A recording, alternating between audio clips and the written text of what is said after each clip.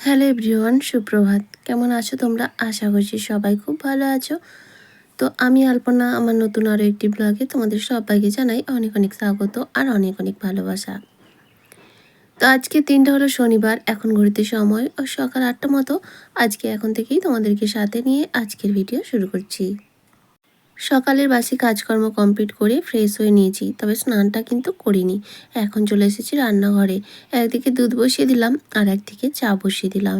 চাটা খাওয়া দাওয়া করবো। আর আজকে কিন্তু সবাই বাড়িতে আছে আর সবাই ঘুম থেকে উঠে পড়েছে। মেয়েরও টিউশন ছুটি, তবে আজকে ওর পরীক্ষা রয়েছে, লাস্ট সাপ্তাহিক এক্সামিনেশান রয়েছে। তারপরে আবার 27 থেকে টার্মিনাল রয়েছে, প্রথম টার্মিনাল। তো যাই হোক, আজকে আপাতত পরীক্ষা শেষ হবে। তবে আজকে আছে ড্রয়িং ক্লাস, গানের ক্লাস, সব কিছুই আছে। তো সব মিলিয়ে মোটামুটি সারাদিনের ব্যস্ততাই কাটবে আর কি। চাটা খাওয়া দাওয়া করে কয়েকটা জামা কাপড় ছিল কালকের, তো এগুলো কাচা ছিল কিন্তু শুকিয়েছিল, গোছানোর মতো সময় হয়নি। কালকে বিকেলে নাচের ক্লাস ছিল না, আর সচরাচর জামা কাপড়গুলো আমি বিকেলের দিকেই গোছাই। তবে শুক্র শনিবার বিকেলের দিকে একদম সময় পাই না, তো সেই জন্য রয়ে গেছে। তাই ভাবলাম আজকে এখন হাতে সময়টা রয়েছে, মেয়েকে পড়তে বসিয়ে দিয়েছি, ওর পড়া প্রায় হয়েই গেছে আর কি। তো তারপরে আমি এই কাজগুলো করতে লেগেছি। আর সকালে তো রান্নাবান্না করছি না, আজকে বেলাতেই রান্না করব। তো ওই জন্যই আর কি ছোলা ভিজিয়ে রেখেছিলাম, ছোলা আলু সিদ্ধ করেছি মুড়ি খাওয়ার জন্য। ওই খেয়েই পরীক্ষা দিতে চলে যাবে, আর 1 ঘন্টা মতো লাগবে তো পরীক্ষা দিতে। তো পরীক্ষা দিয়ে আসার পর দুপুরে একবারে সবাই একসঙ্গে ভাত খাবো, তাই বেলাতেই রান্না করব। তো সেই জন্য ভাবলাম তাহলে জামা কাপড়গুলো গুছিয়ে ঘরদোরগুলো গুছিয়ে নিই আর কি। কাজের প্ল্যান করে কাজ করলে খুব একটা অসুবিধা হয় না। আর তবে হ্যাঁ, সবথেকে বড় কথা হলো ইচ্ছা থাকা যায়। ইচ্ছা থাকলেই কিন্তু ঘরদোর পরিষ্কার পরিপাটি রাখা যায় আর গুছিয়ে কাজও করা যায়। যাই হোক, তোমাদের সঙ্গে কথা বলতে বলতে যা জামা কাপড় ছিল, খুব বেশি ছিল না যদিও, সেগুলো কিন্তু গুছিয়ে নিয়েছি। এবার জায়গা মতো সবটাই রেখে দিলাম। আর এই শাড়িগুলো তো সেই ঘরে আলনায় রাখি, সেখানেই রেখে দেবো। এই ঘরটা তো সেদিন পরিষ্কার করেছিলাম। পয়লা বৈশাখের আগে একটু ঘর বাড়িগুলো পরিষ্কার না করলে ভালো লাগে। তো তোমাদের সবার নিশ্চয়ই পয়লা বৈশাখে কেনাকাটা হয়ে গেছে। তবে কি বলতো, আমরা তো গ্রামের মানুষ, আমাদের অত পয়লা বৈশাখে কেনাকাটা ঠিক যে করতেই হবে, যেমন দুর্গাপুজোয় তবুও করতে হয়, এরকম একটা মনোভাব থাকে। কিন্তু পয়লা বৈশাখে যে করতেই হবে এরকম চিন্তাভাবনা আমাদের থাকে না। তবে গ্রামের মানুষদের যে থাকে না তা কিন্তু নয়। সেটাও নির্ভর করে সম্পূর্ণ আর্থিকের ওপর আর কি, অর্থনৈতিকের ওপর। তো আমাদের সেরকম অর্থনৈতিক অবস্থা নয় যে পয়লা বৈশাখ বা প্রত্যেকটা অকেশনে নতুন বছর শুরু এই সমস্ত কিনতে হবে, তা কিন্তু নয়। তবে হ্যাঁ, দুর্গাপুজোয় কিনি আর পয়লা বৈশাখেই যে কিনতে হবে এমনটা নয়। সারা বছর যখন প্রয়োজন হচ্ছে তখন তো কেনাকাটি লেগেই আছে। তবুও কেনা যে একদম হয়নি তা কিন্তু নয়। কিনেছি, ওই তো আমি জল ঢালবো তার জন্য আমি একটা শাড়ি নিয়েছি, ছাপা শাড়ি। তবে আমি আনিনি, ইচ্ছা ছিল না নেওয়ার। কারণ জল ঢালার জন্য সেই পুজোর যে সাদা শাড়িগুলো হয়, তো সেটাই আমার আছে। আমি ভেবেছিলাম ওটাই পরে নেব। তো তোমাদের দাদাভাই দেখলাম নিজের থেকেই নিয়ে এসেছে শাড়ি, ব্লাউজ ট্লাউজ সব। আর সেই দিনে যে ডিউটি গিয়েছিলো মেদিনীপুর সিএম ডিউটি, সেখান থেকে মেয়ের জন্য 3টে জামা এনেছে। ভিডিওটা শেষ পর্যন্ত দেখতে থাকো, অবশ্যই তোমাদের সঙ্গে মেয়ের জামাগুলো শেয়ার করব। আর আমার শাড়িটা তো আগে এনেছিল, তো আমি আলমারিতে রেখেছি, সেটা আর দেখানো হয়নি। ওই জল ঢালার দিন পরবো, তখনই দেখে নেবে। তারপরে জামা কাপড়গুলো আলনায় রেখে, আলনাটা দেখলাম বেশ ধুলো পড়েছে, তো সেটা একটু মুছে নিচ্ছি। চোখে যদি দেখা যায় নোংরা পড়ে গেছে, তাহলে সেটা যদি চোখে পড়ে যায়, যতক্ষণ না পরিষ্কার করি একদম কিন্তু শান্তি হয় না। আর এখন যেহেতু গরমকাল, অনেকটা সকাল কিন্তু তাড়াতাড়ি হয়। 4:30 5টা মানে একেবারে পরিষ্কার, তখন দেখে মনেই হয় না যে এখনও 5টা বাজে। মনে হবে কি 6:30 7টা এরকম সময়। তো সেই জন্য তাড়াতাড়ি ঘুম থেকে ওঠা হয় আর কাজগুলো কিন্তু তাড়াতাড়ি হয়ে যায়। একদিকে ভালো জানো তো, শীতকালে যেমন উঠতে পারি না, 7টা 7:30 বেজেই যায়, তবে গরমের দিনে কিন্তু ভীষণ ভালো, আরও 2 ঘন্টা আগে ঘুম থেকে ওঠা হয়। মানে 7টার মধ্যে সমস্ত কাজকর্ম কমপ্লিট হয়ে চাটাও খাওয়া হয়ে যায়, তাই না? তবে হ্যাঁ, সব দিন যে হয় তা নয়, মাঝে মধ্যে একটু লেটও হয়ে যায়। যখন এই বৃষ্টিগুলো হয়, ওয়েদারটা ঠান্ডা থাকে, তখন কিন্তু ঘুমটা ভাঙতেই চায় না, সেক্ষেত্রে দেরি হয়ে যায়। তবে একটা জিনিস ভালো, কি বলো তো, ভোর ভোর যদি ঘুম থেকে ওঠা যায়, সমস্ত কাজ কিন্তু খুব তাড়াতাড়ি গুছিয়ে করাও যায়। যাই হোক, ওদিকে আলনাটা পরিষ্কার করে এই যে বাক্সগুলো রয়েছে, বাক্সটা করে দেখলাম ব্ল্যাঙ্কেটটা যে রাখবো সেই জায়গাটুকু নেই। ওই বড় বাক্সটার মধ্যে একটা ট্রলি ব্যাগ ঢোকানো রয়েছে, নতুন ট্রলি ব্যাগ। বাইরে রাখছি না, ইঁদুরে কেটে দেবে, নোংরা হবে, সেই জন্য ওর মধ্যে রেখেছি। তাই যে ব্ল্যাঙ্কেটটা কোথায় রাখবো সেটাই বুঝে পাচ্ছি না।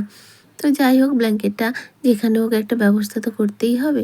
আর এই ছোটো ট্রাঙ্কটার মধ্যেই যত পুরনো শাড়ি, মেয়ের যত পুরনো জামা কাপড় রাখা হয়েছে, ওই পুরনোগুলো যে মানে করতে পারছি না, পুরনোগুলোর কোনো একটা ব্যবস্থা করতে পারছি না, যার কারণে জায়গার অভাব হয়ে যাচ্ছে। তো যাই হোক, এখন আপাতত যেমন তার রইলো তেমনই রইলো। এখন ভালো করে একটু টানটুন করে গুছিয়ে দিলাম, আর এই কাপড়গুলো একটু ঝেড়ে পরিষ্কার করে দিলাম।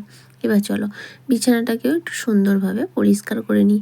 আসলে এই ঘরটা ব্যবহার হয় না বলে খুব কমই মানে পরিষ্কারও করা হয় আর কমই আসাও হয়। যেহেতু সেই ঘরটা সবসময় ব্যবহার করি, সেই ঘরটায় সবসময় পরিষ্কার, নোংরা চোখে পড়ে যায় আর সবসময় পরিষ্কারও হয়। আর এই ঘরটা অতটা নোংরা হয়ও না, হয়তো ব্যবহার হয় না বলে, বা আমরা সেরকম আসি বলতে এই সন্ধ্যা দেওয়া, ঠাকুরের জল দেওয়া, আর এই মেয়ে যখন সন্ধ্যাবেলা গান করতে আসে, এই আর কি। চলো কাজকর্ম কমপ্লিট করে সকালে খাওয়া দাওয়া করে মেয়ে স্কুলে চলে গেছে।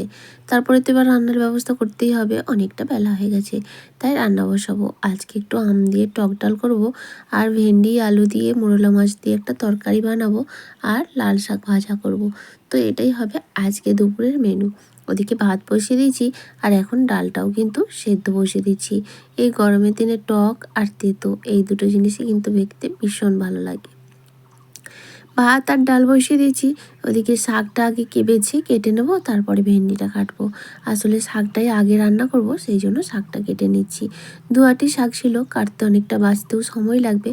আসলে বাছা বলতে এর মধ্যে ঘাস টাস থাকে তো একসঙ্গেই তোলা হয়ে যায়, তো সেই জন্য ঘাসগুলো একটু বেছে পরিষ্কার করে নেওয়া আর কি। তো যাই হোক চলো, শাকগুলো আমি পটপট সুন্দর করে বেছে নিয়েছি, একটা নোংরাও এর মধ্যে নেই। এবার কেটে ভালো করে ধুয়ে নিতে হবে। এই শাকের মধ্যে না একটু বালি বালি ভাব থাকে, তো শাকগুলো ভালো করে না ধুলে তখন সেই বালিগুলো যেন খাওয়ার সময় মুখে লাগে। তো সেই জন্য ভালো করে পরিষ্কার করে ধুয়ে তারপরে রান্না করব। আর এদিকে ভাত আমার প্রায় হয়েই এসেছে। এই ভাতটা না, এই চালটা না খুব কম ফুটে, আর জানো তো যেই চাল বেশি ফুটে সেই ভাতের কিন্তু বার আছে, এই ভাতের না একটুও বার নেই।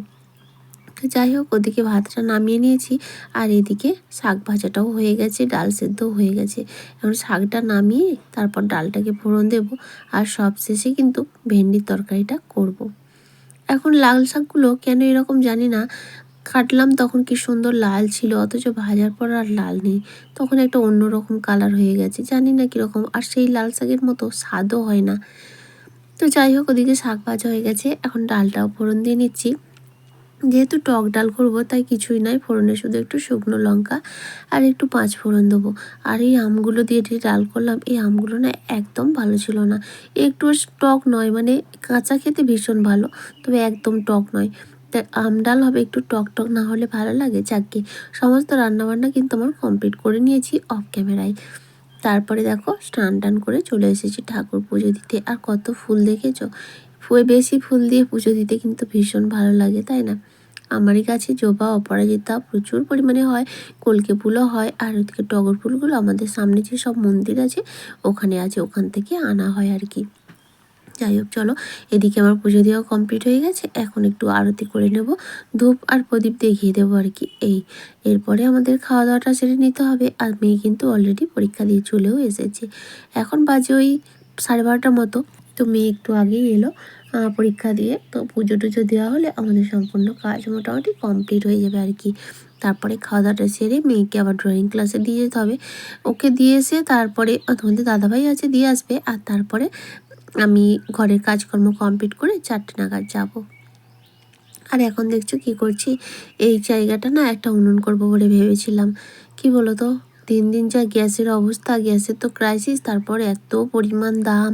আর আমাদের মতো পরিবারে সংসারের খরচ একটু কমানোর জন্য এই সমস্ত কিছু ব্যবস্থা না করলে হয় না। যেহেতু আমরা গ্রামে থাকি, এই সুযোগ সুবিধাটা আছে মোটামুটি, এদিক সেদিক থেকে জ্বালন কিন্তু পাওয়াই যাবে একটু চেষ্টা করলে। সেই জন্য ভাবছি এখানটা একটা উনুন করব, কারণ এখন তো বর্ষার দিন এসছে, বাইরে আমার যে উনুনটা আছে, এই যে বৃষ্টি হলো না, এতটাই পরিমাণ ভিজেছে, ঢাকা দেওয়া ছিল, শুকাতেই অনেক সময় লেগে যাবে। তো সেই জন্য ভাবছি ওইটার আশা বাদ দিয়ে এই জায়গাটায় একটা উনুন করব। তো এখানে উনুন করলে আমি কিন্তু দিনে রাতে সব সময় রান্না করতে পারবো, তাই জন্য জায়গাটা পরিষ্কার করলাম। অনেক কিছু জ্বালানপত্র দেখো সকাল থেকে রোদে দিয়েছিলাম, তো সেগুলো কিন্তু খুব সুন্দর শুকিয়ে গেছে। ওই যে উনুন করবো ভাবলাম, তার জন্য জ্বালান তো জোগাড় করে রাখতে হবে।